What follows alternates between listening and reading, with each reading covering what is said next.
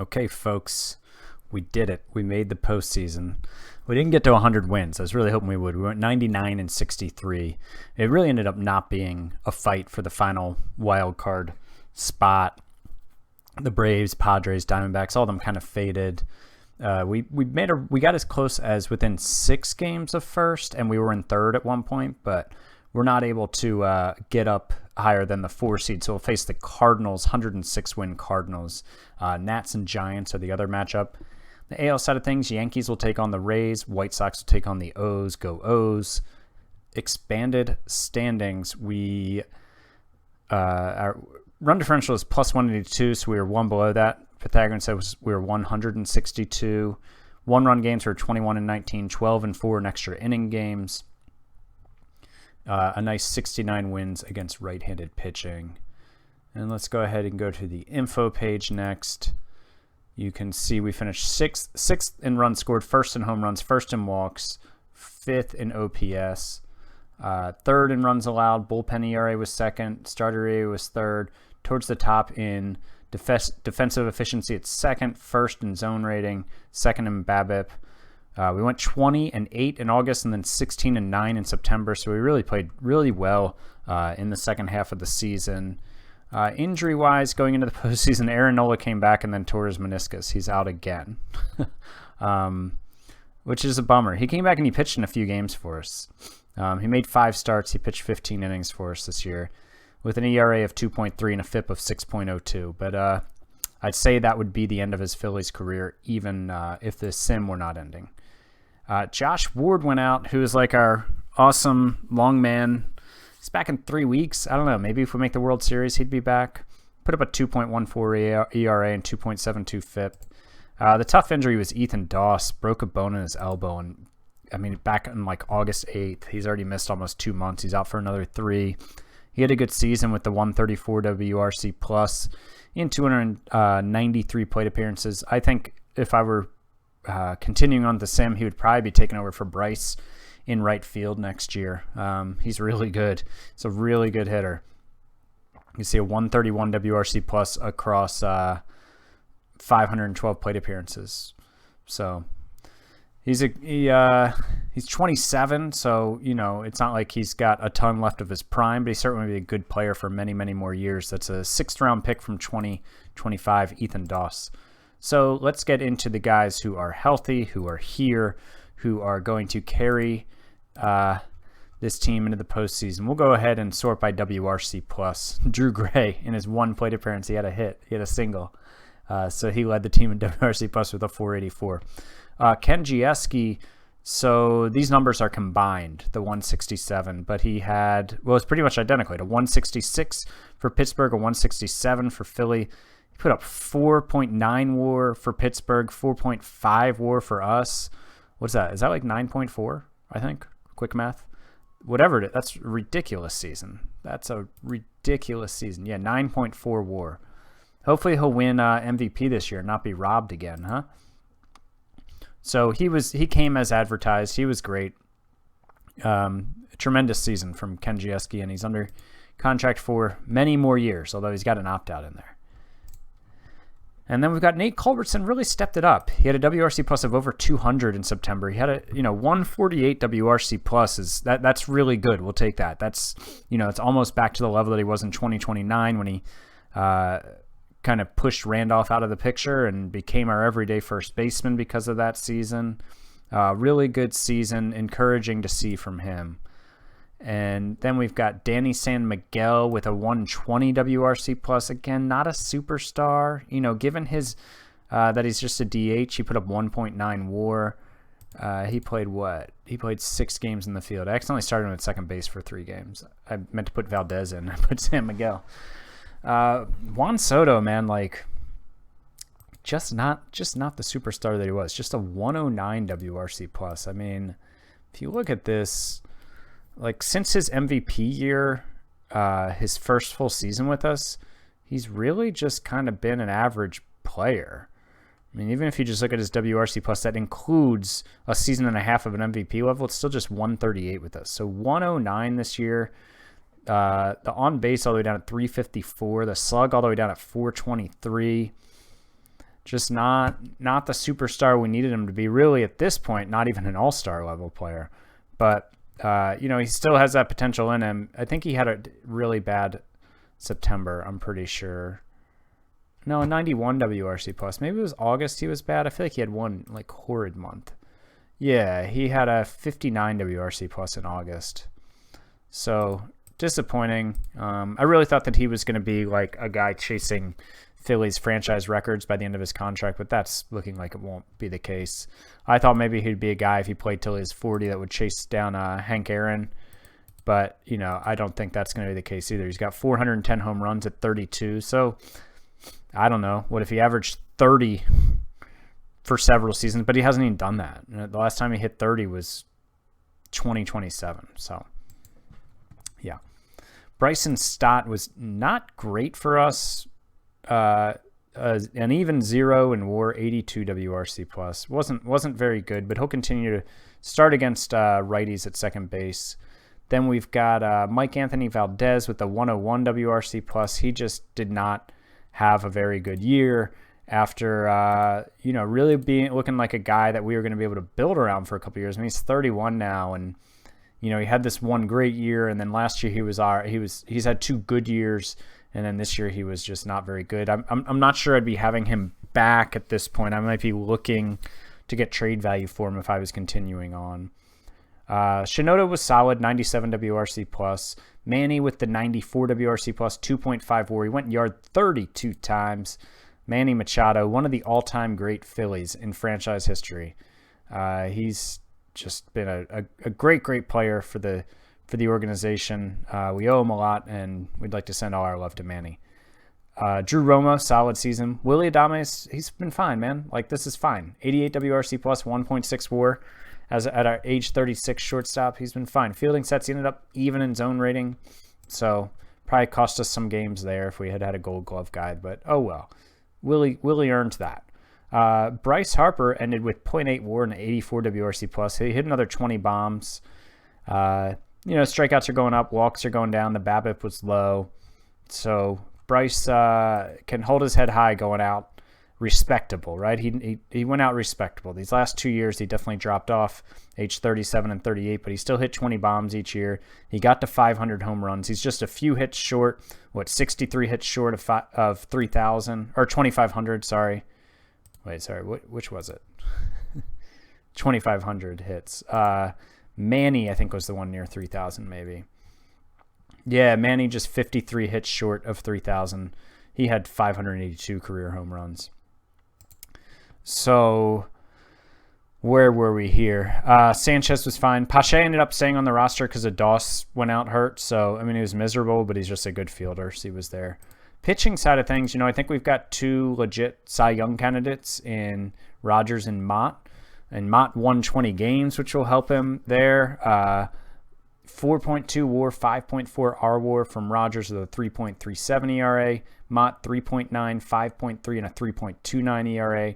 Jacob Maton was good. Andy Shearing, great season. Carter Daniels, another solid year from him, man. For a 14th round pick, this guy has just been great. Just so solid. And his Ks per 9, he strikes a million guys out. Really good player development by the Phillies on him. Kevin Melendez, first full season up, and just great out of the pen with a 1.93 ERA, 2.37 FIP in 70 innings. He'd be probably finding his way into the rotation next year. Marinin, 2.92 ERA was good. Karsten, not a great year from him, but he was okay. Neuweiler was not great for us. 4.95 ERA, 5.86 FIP. I really thought that he would get better pitching for us, but he gave up a ton of home runs. The BABIP did improve. The strikeout to walk did improve, but the home runs almost tripled. So that's what caused him not to be that good. Jaylen Miller was really good in 77 innings with a 2.67 ERA.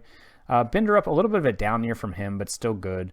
Drew Gray bounced back in the second half of the year to be a little better. Ben Ramos was not very good for us with the 6.46 ERA, a 5.20 FIP. Yeah, I mean, I probably should have gotten better lefty help for this team, but it is what it is. And I'll probably use Ramos less often in the postseason is what I'll go for. But yeah, so that's the team. We'll go on to play St. Louis. Let's do it this way. Let's go to their front office. Where are you at, St. Louis? There you are. So their runs scored, they were 5th. Runs allowed, they were 2nd. They had decent defense. I mean, they were the best team in the National League on the backs of Mike Mold, who was their first-round pick in 2027, who looks like a really good center fielder for them. Cool. And Corey Seager getting it done at age 37. Wait, he put a 5.1 WAR with a 97 WRC plus. So he's like just below league average with the bat, and he's putting up like an all-star level. And he doesn't have a gold glove. He should win it this year. 24.5 zone rating. Good Lord. 15.1, 26.4. How has he not won a gold glove? That's crazy. So Seager with the bat. Alan Cameron, first-round pick from 2028. Man, where are they getting these guys from? Really good right fielder. Helps to pick in the top 15, top 16 of the draft, I guess. Pitching side of things, bunch of guys we haven't heard of. Gabe Trejo, who was a pick in the draft in the 2026 first-year player draft by the Tabasco Olmecas. So I'd say he was, he signed. He became a free agent and signed. Wow. And all of a sudden he was number 48 prospect in baseball. Good pickup, St. Louis. Good scouting. They have K. Paju, our old closer who we traded in the Soto trade. He signed with them as a free agent. So, so that's the Cardinals. I feel like they have not been in the postseason very much in my sim. This is their second appearance. They were here in 2024 as well. They've just kind of been a high 70s to mid 80s win team for the most part. But this year they won 106. And we're going to go try to break their hearts, because there's nothing better than breaking the hearts of a fan base who calls themselves the best fans in baseball. I'd love nothing more than to take them down. Let's try to go do it. Well, we have good news. The Phillies advanced from the round of Elite 8 into the League Championship Series, where we'll face the Giants, where we don't even get a day off, for crying out loud. I don't think I've ever seen that before. So we won in 7 games. We came out hot. Won game 1, 3-2. Romo had a home run, and as a 2-run homer. San Miguel also drove in a run. Rogers went 6 shutout innings. Miller and Binderup closed up the game for us. We won the next game 4-1. Charlie Newweiler paying off, 5 innings, 2 hits, a run. Ramos coming in, and then Binderup. I don't know why Ramos was coming in that situation. Romo, another home run. San Miguel, Harper, and Shinoda all had doubles, and San Miguel drove in a run again. Then we ran into a little bit of trouble. We lost the next game 7-2. And who pitched for us? Maton pitched, went 3 2/3, 6 runs. Not good. We had a home run from Gieske in the first inning to go up 2-0, but that was all she wrote for good things for us that game. Then we went up 3-1 with a 6-1 win. Kyle Mott, Cy Young contender, went 5 innings, giving up 2 hits and a run. Shinoda had a home run. Romo, an extra base hit. Adames, an extra base hit. Romo drove in 2 more runs. And then we lost 7-4. Rogers went 7 strong, but then Binderup could not get the job done for us. Home run from Harper, his first of the series. Machado legging out a triple. Soto and San Miguel with doubles. Harper went 2 for 4, drove into that game. And then we lost the next game 6-2. This was Daniels went 4 2/3, gave up 3 runs, and Karsten and Ramos could not hold it together. We only had 3 hits. We didn't really do much. Culbertson drove in a run, and then we blew their doors off in Game 7. We won 8-3. Stott had a 2-run homer. Manny had a solo home run. Gieske had a grand slam that really put the game out of reach. And 2 home runs from Gieske in that game. Manny, Stott. Maton went 8 strong innings. And Stott got series MVP with a 400 batting average, 438 on base, a home run, 2 RBIs, and a run scored. I figured it'd be Drew Romo, I guess, because his average fell to 236. Anyways, that's strange. But now it's on to face San Francisco, who is just a really good baseball team. Just a really good team here. They You know, Jeff Coyne, the guy who's won the last 2 Cy Youngs. Oh, man, he might win it again, actually. Led the league in WAR and ERA. This guy's incredible. What do they have here? So they don't have a good offense. 10th in the NL, but, I mean, first in everything pitching-wise. First in everything. So, but their offense leaves something to be desired. Their best WRC plus was Guillorme, who only played 54 games for him. So not a great offense, but it appears a super-duper great pitching staff. So, oh, they've got old friend Justice Sheffield out here. Cool. All right. So I just realized that I forgot to... This is some real championship general managing here. I forgot to put my pitching staff to 4 starters. All right. So 4-man rotation here. And Carter Daniels is now a long reliever instead of starting for us. Way to go, Pat. So I guess, is Neuweiler going to be our starter for game 1? Who's fresh? Mott is fresh. Yeah, I'll go with Mott over Neuweiler. All right, yeah. So Mott will take the ball in game 1. So let's get to it. Let's take on the Giants. Let's do a little different. Let's sim it live here. Let's just the first couple games. I might play out some of them, but I'm not going to play out the first game. Ooh, we lost 3-2 and 11. Let's see what happened here. Did we? Oh, we tied it. We were down 2-0 in the 9th, and we tied it. We had 5 hits. Gieske had a ribby. Shinoda had a ribby. Why is Valdez pinch hitting for Gieske? That's a ridiculous decision. Yeah, let's pinch hit for the best hitter in baseball. Never think I'd have to go hit never lift for a pinch hitter to my best player, but here we are. Crazy. That's frustrating. Kyle Matt went 4 fine innings. Binder up, couldn't get it done. Man, he has been a disappointment. But Jeff Coyne, 7 shutout innings, 11 Ks. That guy's a beast. Let's go ahead and see what we can do here against the Giants in game 2. We lost 2-0. Yeah, some of my coaches are leaving because they're getting offered better jobs. So yeah, it looks like we got shut out by the starting pitcher again. Danny Gonzalez is a good pitcher for them. Gave up 3 hits, 2 to Culbertson, 1 to San Miguel.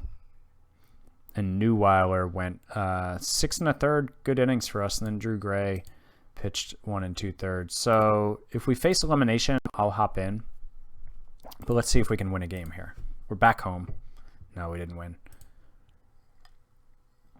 So we lost 3-2 again. Man, we went up 2-0 in the first. RBIs from Gieske and San Miguel, and then we couldn't hold it. Rogers went 6 2/3, gave up all the runs.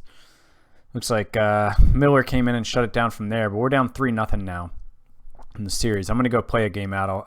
I'll come back with hopefully good news, but maybe this could be the end of the line here for us, folks. Okay, well, we didn't get it done. We lost 4-1 to the Giants, who then went on to lose to the Yankees. Like, did they have to let the Yankees win the last World Series of our sim? So we tried to make it interesting. We won game 4. I guess this one is 4-1. Adames had a bases clearing double. Shinoda had an RBI. Maton went 7 strong, 2 hits. Binder up and Shearing shut it down from there. And then we lost 1-0 in 13 innings. Mott went 8 innings, 2 hits, 110 pitches. Shearing pitched well. Miller, pitched pretty well, 2 1/3, gave up a run. It was an inherited run. Gray came on and allowed the run to score. It was on a sacrifice fly. We just really didn't threaten. I mean, you can see we had 7 hits across 13 innings, just 2 extra base hits. So yeah, that's that. That's the end of the road, the end of the franchise, the end of the sim. I will come back and I'll do an episode, like a recap, kind of where I go through some of the favorite guys, talk about them. I hope to do it live. At the end of my O's one, I did one live, and I think my brother Mike joined me for some of it. I'd like to do that again if possible. we'll see. I'll definitely do some wrap-up video sort. This won't be the end. We'll do a recap of the whole series and, just kind of take a stroll down memory lane together. And I'd like to do that live just because I haven't really done anything live in this series. Last year with the O's, I probably did like at least 15 game things live. I did some drafts live. I did some opening days live. I did, I think, all my playoffs live. But, such is life with a baby, and such is life now that the world isn't shut down, just not as much time to do those things. But I'd like to cap this off with a live video. If not, I'll definitely at least come back with a recorded one where we can, again, just go down memory lane together. And, I'll come back, I'll say proper thank you to everybody for watching them. But it was really fun having people follow along on this. Sorry, I couldn't get you World Series here in the last 2 seasons, but this 4-5 run was good. This went better than I anticipated when I started it. I thought it was going to be more painful starting out. I thought it was going to be more painful at the end, and I didn't anticipate posting the best season in the history of the major leagues with 125 wins and winning 100 games so consistently. So it went better than I thought, but we'll get into all that. We'll get into the recap and the thoughts and the nostalgia and all that good stuff soon. But the 2031 Phillies didn't get it done, but you're out of the park 22 Phillies were a success, and looking forward to recapping that with you guys soon. I will talk to you for that final recap video soon.